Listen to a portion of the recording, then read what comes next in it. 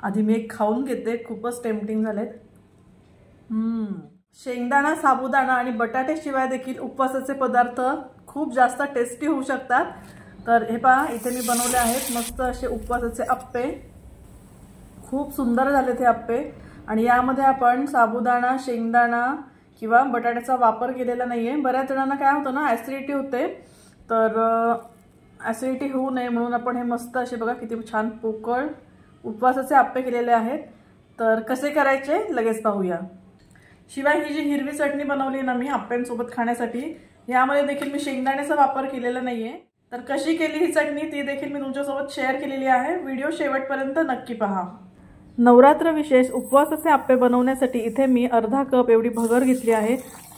भगर 3 ते 4 वेळा पाण्याने स्वच्छ धुवून घ्यायची। गरजेपुरतं पाणी घालून आपण साधारण एक 15-20 मिनिटांसाठी ही भगर भिजत ठेवूया। भगर छान भिजली आहे, ह्यातलं सगळं एक्स्ट्रा पाणी काढून टाकायचं आणि मिक्सरला आपण ही दळून घेणार आहोत। पीठ दळताना यामध्ये 1 टेबलस्पून एवढं मी दही घातलेलं आहे। आता मिक्सरला जसं आपण डोशाचं पीठ करतो ना, त्याच पद्धतीने ह्याचं पीठ तयार करून घेतलं आहे। यामध्ये मी घालतेय पाव कप एवढं राजगिऱ्याचं पीठ। आता हे पीठ घालून आपण हे व्यवस्थित मिक्स करून घेऊया। सुरुवातीलाच यामध्ये पाणी घालायचं नाही। हे पहा मस्त असं घट्ट झालेलं आहे। एकीकडे मी आलं आणि मिरचीचा ठेचा देखील करून घेते। तर आलं मिरचीचा ठेचा ना आपल्या चवीनुसार आपल्याला यामध्ये वापरायचा आहे। यामध्ये घालूया थोडेसे जिरे। अप्पे जास्त पौष्टिक व्हावे त्यासाठी इथे मी बटाट्याच्या ऐवजी लाल भोपळा किसून घालणार आहे। तर साधारण अर्धी ते पाऊण वाटी एवढा लाल भोपळा घेतला आहे। चवीनुसार लाल तिखट, बारीक चिरलेली कोथिंबीर आणि मीठ घालून हे आपल्याला मिश्रण मिक्स करून घ्यायचं आहे। जर यातला कुठलाही पदार्थ तुम्हाला उपवासाला चालत नसेल तर नाही घातला, स्किप केला तरी देखील चालेल।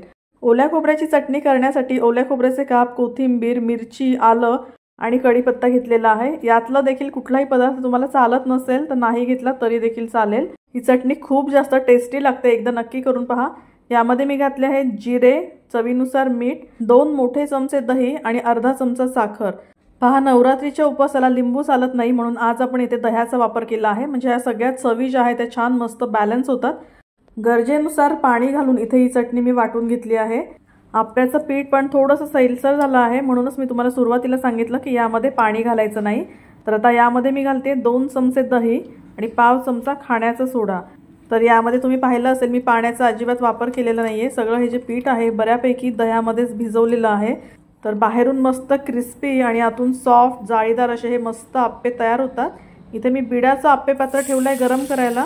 प्रत्येक खणामध्ये थोडं थोडं साजूक तूप टाकायचं आणि अगदी चमचाभर हे मिश्रण आपण यामध्ये घालून घेणार आहोत।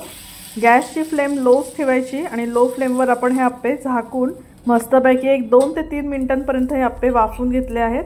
मस्त सोनेरी रंगावर आपले अप्पे छान खरपूस भाजून झाले आहेत। तर दुसऱ्या बाजूने देखील थोडंसं तूप टाकून आपण हे अप्पे भाजून घेणार आहोत। आणि हे अप्पे इतके छान जाळीदार होतात ना, तुम्हाला मी सुरुवातीलाच दाखवलं मस्त टम्म फुगतात। मला तर असेच आवडतात, पण ज्यांना थोडेसे छोटे अप्पे आवडतात तर त्यांनी थोडं बॅटर कमी घाला अप्पे पात्रामध्ये, म्हणजे असे छोट्या साईजचे देखील तुम्ही करू शकता। तर हे देखील अप्पे तयार झाले आहेत। आज मी जे तुम्हाला प्रमाण दिलंय ना त्या प्रमाणापासून साधारण मीडियम साईजचे 14 अप्पे तयार होतात। तर 2 जणांसाठीचा अतिशय पोटभरीचा असा हा उपवासाचा नाश्ता आहे। तुम्ही हे जेवणामध्ये देखील घेऊ शकता। एक इथे मी तुम्हाला तोडून दाखवते म्हणजे अंदाज येईल किती सुंदर याला जाळी आलेली आहेत। एकदम पोकळ हे अप्पे झालेले आहेत। तर कशी वाटली तुम्हाला आजची रेसिपी मला कमेंट करून नक्की सांगा। आणि अशाच अचूक प्रमाणातल्या हेल्दी टेस्टी रेसिपीज पाहण्यासाठी मिम्मीज किचन मराठीला सबस्क्राइब देखील करा।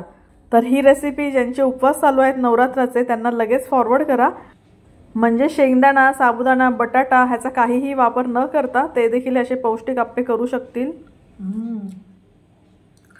खूपच सुंदर झाले ते अप्पे, खूप सुंदर झालेत। ज्यांचे नवरात्रीचे उपवास आहेत ना त्यांच्यापर्यंत हा व्हिडिओ नक्की पोहोचवा। त्यांना ही रेसिपी 100 नाही 101% आवडणार आणि नंतर ते तुम्हाला थँक्स म्हणतील। शेंगदाणा, साबुदाणा आणि बटाटा हे पचायला जड असतात आणि बऱ्याच जणांना हे पदार्थ खाऊन ॲसिडिटी देखील होते। तर आज आपण अतिशय पौष्टिक असे हे उपवासाचे अप्पे बनवले आहेत। हे अप्पे इतके पौष्टिक आणि टेस्टी होतात ना की मुलांना देखील खूप आवडतात। तर मुलांच्या टिफिनसाठी देखील तुम्ही ही रेसिपी नक्कीच ट्राय करू शकता। कसे झाले? एकदम मस्त। कशाचे आहेत माहिती? नाही, उपवासाचे अप्पे। आवडले ना? जेन्युइन